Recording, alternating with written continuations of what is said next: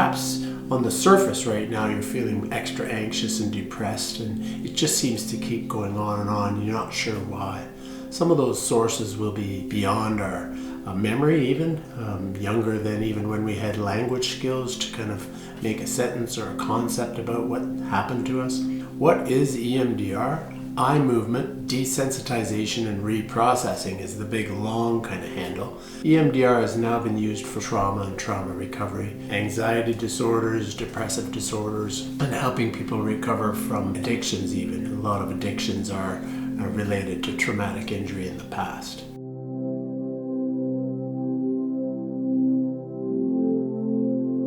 Thanks for checking out our channel. We're excited to be able to provide free resources on this channel to help people build up their mental fitness and improve quality of life and relationships. At the end of this video, we'll have a few resources for you, as well as an idea of how you can program preferred ways of thinking into our brain. It's a follow-up video to our first one. If you haven't seen that, there's a link you can click on and you can see the first video. What you can expect in that initial meeting is the therapist to kind of explain it to you. The fact that we don't know how it works exactly, neuroscience believes it works by tapping into the unconscious mind, helping left brain, right brain reorganize data and the thoughts in our mind. Because of course, traumatic coding apparently is not coded well in the brain. Many of our everyday thoughts get coded well, and the right brain, left brain are communicating back and forth. There's some belief and scientific evidence to suggest that our brain does not actually code the information well when it's a traumatic injury.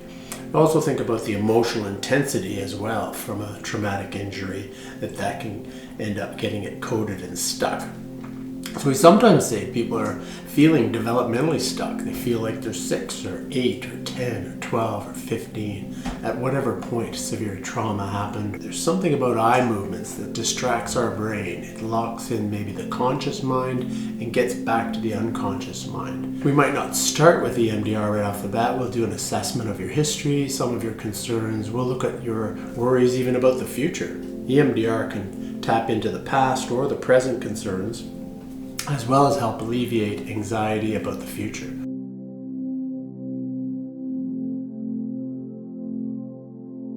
The desensitization process, people are really pleased with. I've only been doing this since the fall of 2019.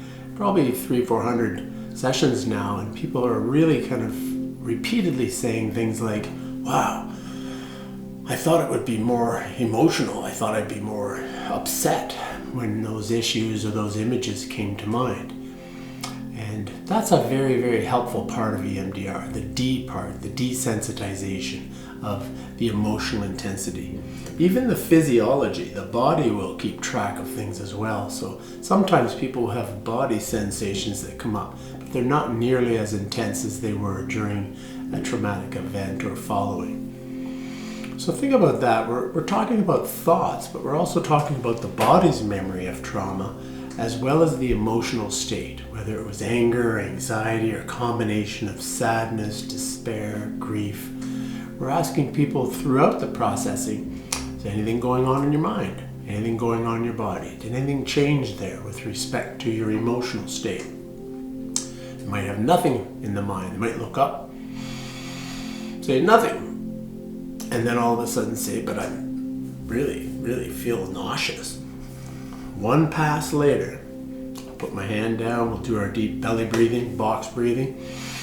And if you want a link to the box breathing, there's a link right up there to box breathing exercise as well. Very important with EMDR to be able to relax ourselves. So box, belly breathing, very important.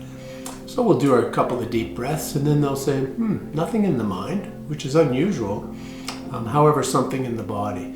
And then after the next pass, that symptom or sensation in the body is completely gone. This fits with Bessel van der Kolk's work around the body keeps the score, that the body has memory as well. So traumatic injury has encoded parts of the body with memory, and those can be called up during processing. Now this sounds like a lot. People are nervous. Is that a lot, or what's going to come up? You're fully awake. It's important for people to know you're fully awake, fully aware. You get to decide whether or not you want to try the processing. You can stop at any time. And we also want to make sure people are resourced so that you have relaxation techniques as well as your deep breathing, able to keep the body in the green zone as much as possible.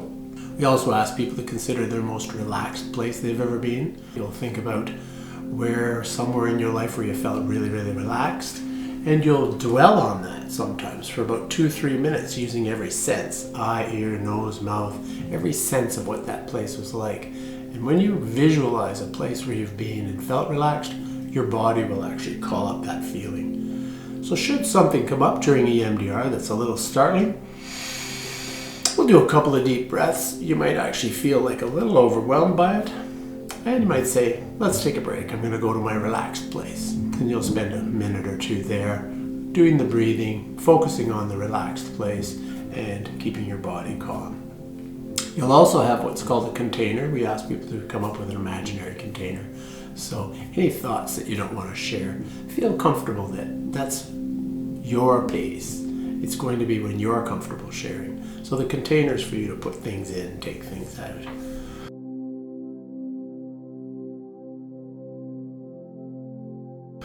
Now, a lot of people wonder, why would I do something like that? Well, it's new, it's a little strange, and we all agree it's kind of weird, to have someone doing this. I thought it was so weird I didn't do it for years. What we're seeing now is we're seeing people use 2-3 sessions to bring the anxiety down or bring the depression down, to bring it from a 10 or distress level of a 9 or an 8 down to a 4 or 5, sometimes within a session, within 20 minutes, 30 minutes. Will it last? It could go a little bit back up before the next session, or it could even drop afterwards, because the adaptive processors, once it's engaged, it's still working. So we've seen people where they might have gone from a 7 or 8 down to a 4 or 5, and then 2 weeks later they were at a 1. They might then reprocess different parts of their experience. Some people have multiple traumatic injuries, more complex, chronic trauma in the family or in relationships where there was a lot of violence, aggression, and uncertainty. So think about EMDR as one tool in a psychotherapist's toolbox. It's a useful strategy. We use it interchangeably with talk therapy and many other approaches. And it's one of the top 10 well-researched evidence-based tools for you to use with anxiety and depression as well as traumatic injury. Really clear a lot of the pop-ups you might be having that flash in front of your mind, getting in the way of sleep, getting in the way of relationships, getting in the way of your ability to be emotionally regulated and balanced, able to handle frustration and difficult moments in a calm, relaxed way.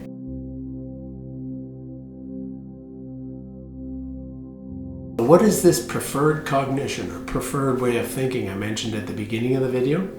Well, as part of EMDR processing, we also assess, those cognitive distortions, or what we like to call stinking thinking, those negative thoughts or automatic negative thoughts called ants that kind of drag down our emotion and get in the way of healthy behavior.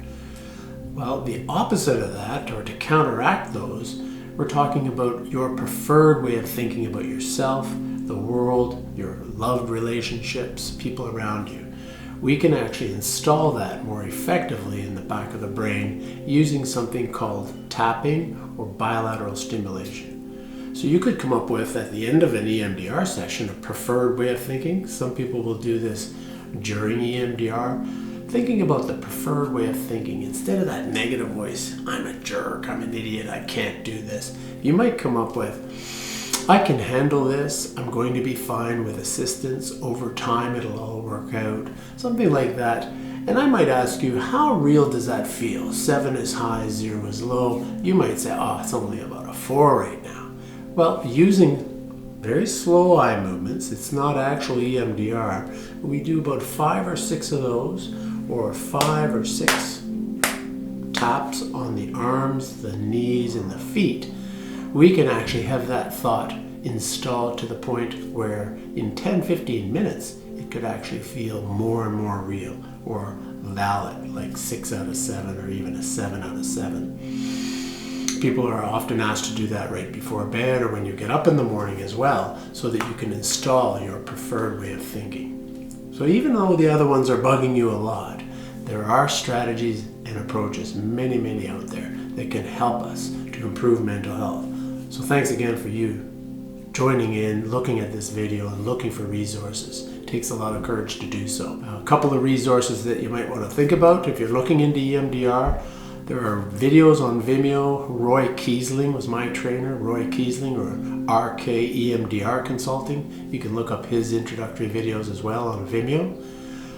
With respect to reading on the topic of how it works, Bessel van der Kolk, read his book, Body Keeps the Score. The body has memory as well. He looks at the biopsychosocial, so a lot more of the biological contributing factors as well as the psychological, and then how it affects social life and how we can actually be retrained, really, so we can have a more relaxed and satisfying life. So thanks for watching. Make sure if you like this video to like it, press the subscribe button, hit the notification bell. Thanks again for taking the time to look up some resources that can help you with your challenges or maybe help a loved one that you know. Take care out there.